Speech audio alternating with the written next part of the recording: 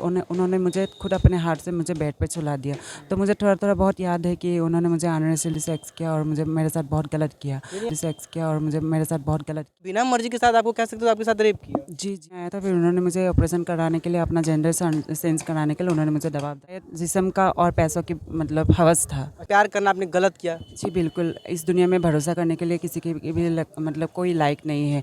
जब मुझे पता चला है कि हाँ मेरे साथ गलत हुआ है, तो मुझे दर्द सा महसूस हो रहे थे और मैंने बोला कि आपने मुझे गलत यूज़ किया और आपने मेरे साथ गलत किया है। नमस्कार, आप देख रहे हैं यूनिक न्यूज़ और मैं हूं आपके साथ सुमित श्रीवास्तव। दोस्तों, अभी हम अपने गृह जनपद बलिया में और आपको एक ऐसे ट्रांसजेंडर वुमेन से मिलवाने वाले हैं जिनकी घटना सुन के आप चौंक जाएंगे। सबसे पहले आपका नाम?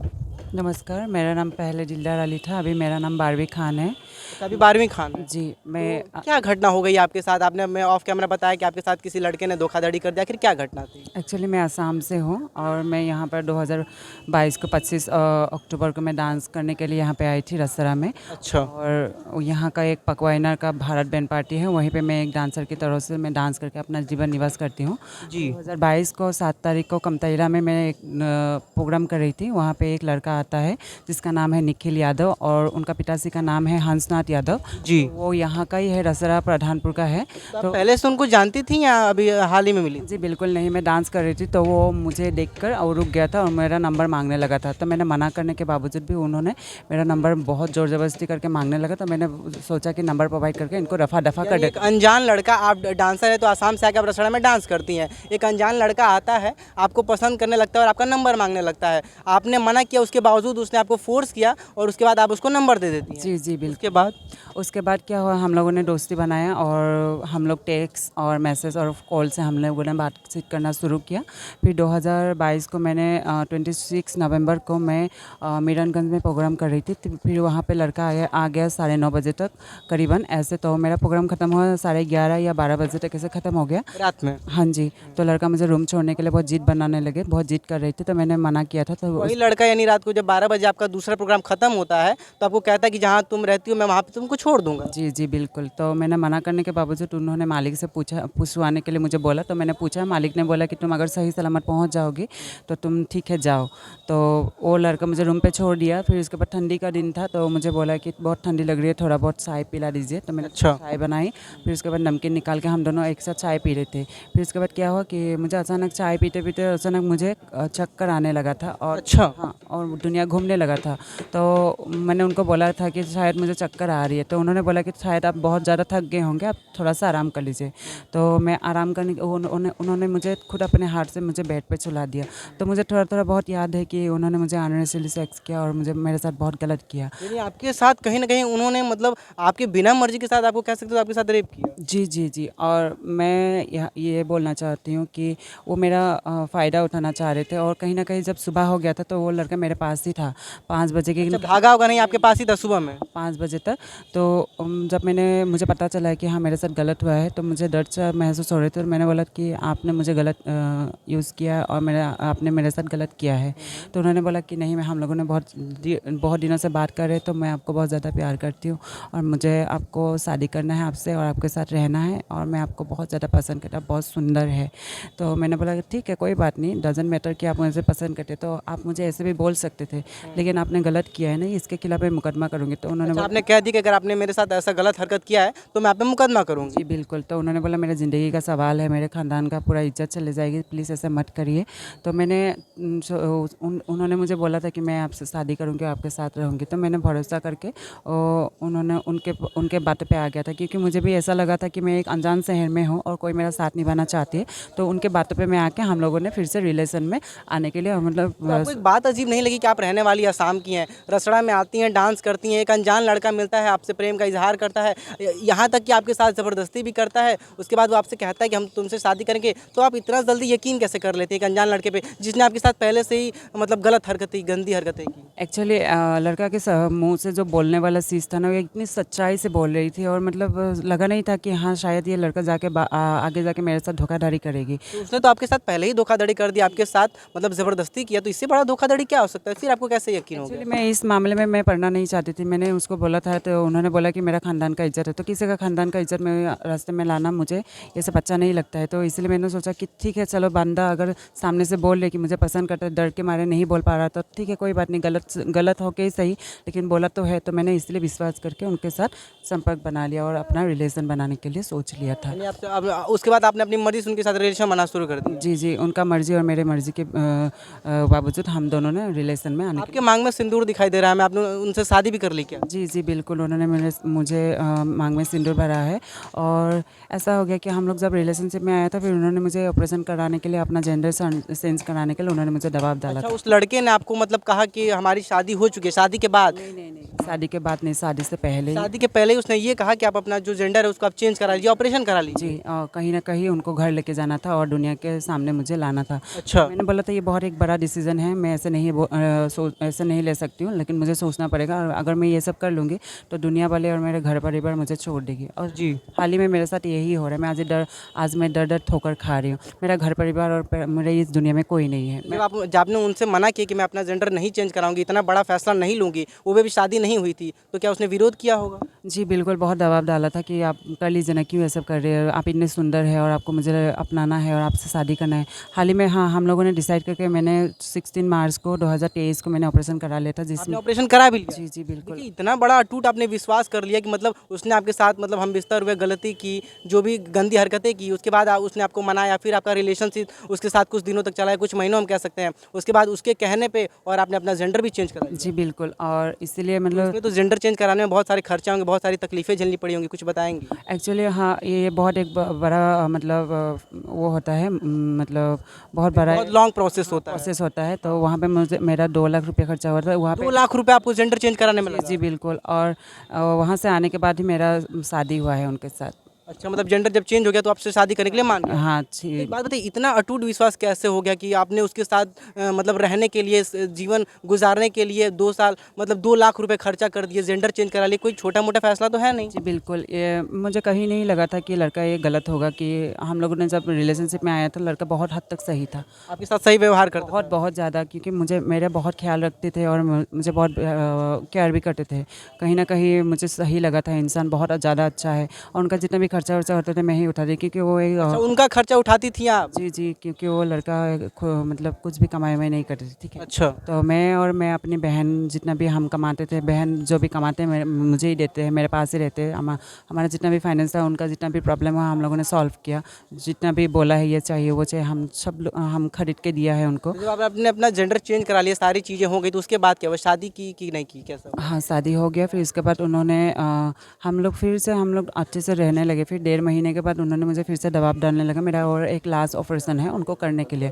तो क्योंकि एक हाल ही में ऐसा मतलब डॉक्टर का कहा जाता है कि जब तक एक इंसान 6 महीने और 1 साल नहीं हो जाते, मेंटली और फिजिकली फिट नहीं होते, तो कहीं न कहीं और दूसरा ऑपरेशन नहीं हो पाएगा, जान को भी खतरा है। जी। तो उनको मैंने बोला, तो उन्होंने बोला ठीक है, हम 6 महीने और साल भर हम लोग रुक जाते हैं। जी। तो हम लोग फिर से रिलेशन बनाने लगे। फिर 31 मई को 2023 को उन्होंने आके मेरे साथ रहने के लिए इनकार कर दिया। अच्छा, उसने इनकार कर दिया कि हम नहीं रहेंगे?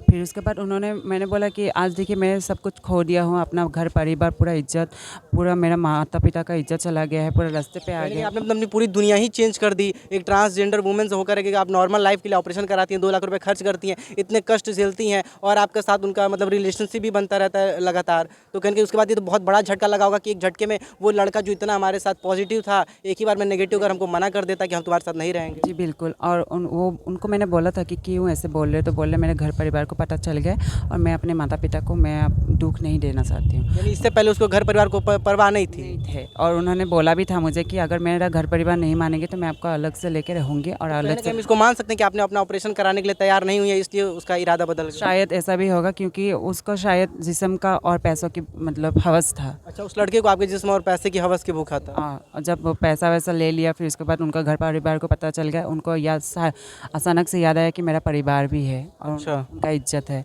तो मैंने बोला ठीक है, कोई बात नहीं, अगर आप मुझे आज रास्ते में छोड़ के ये बोल रहे कि हाँ तुम्हारा रास्ता यही है, तुम इस रास्ते से गुजरोगी, तो ठीक है कोई बात नहीं, आपने जो पैसा मैंने उनको पैसा दिया था तो मैंने बोला कि आपने जो पैसा लिया था वो मुझे वापस कर दीजिए। अच्छा, आपने जो उनके पे खर्च किए थे, जो भी चीज़ें उनको दी थी, आपने उनसे माँगा कि हमें दे दो? जी बिल्कुल।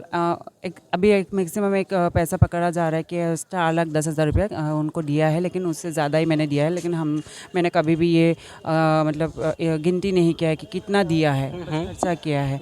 तो उनको जब मांगने लगा उन्होंने बोला क्या प्रूफ है आपके पास? तो मैंने बोला प्रूफ दे के, अगर आपको प्यार किया होता, अगर पैसा दिया होता, आपका मजबूरी जितना भी तकलीफ़ें थी मैं अगर सॉल्व किया होता तो अच्छा होता। तो उन्होंने बोला तुम ज़्यादा बको मत। ना मैंने बोला ठीक है मैं इसके खिलाफ़ मुकदमा करूँगी। फिर से बोला हूँ मैं ये बातें, ठीक है। तो उन्होंने बोला क्या मुकदमा करोगे? मैं अपना डेट ऑफ बर्थ सेंस करके मैं अभी नाबालिग को तुमको ही झूठी मूठी केस में डाल के तुमको जेल डलवा दूँगी। वैसे अगर आपसे पूछा जाए कि वो अगर कितने साल का था, तो कितने साल का हो सकता है? एक्चुअली उसका डेट ऑफ बर्थ के हिसाब से अभी वो 19 साल का या 18 साल 19 साल का लड़का? जी। और यानी 19 साल का लड़का और आपको इस तरीके से बेवकूफ़ बनाता है, आपके साथ छलकपट करता है, आपके साथ रिलेशनशिप बनाता है, अनजान लड़का बन के आता है, नंबर मांगता है, आपके साथ ज़ोर ज़बरदस्ती भी करता है, फिर आपको अपनी बातों में उलझाता है कि हम तुम्हारे साथ शादी करेंगे, हम तुमको बहुत पसंद करते हैं, प्यार करते हैं, आपके साथ पैसे लेता है, आपका यहाँ तक कि जेंडर ही पूरी दुनिया ही बदल देता है, जेंडर चेंज करवा देता है, उसके बाद आपको बोलता है कि धोखा, मतलब आपको धोखा दे दिया। तो एक 19 साल के लड़के पे आप इतना अटूट विश्वास? एक्चुअली उसका 19 साल नहीं है, उससे ज़्यादा ही है।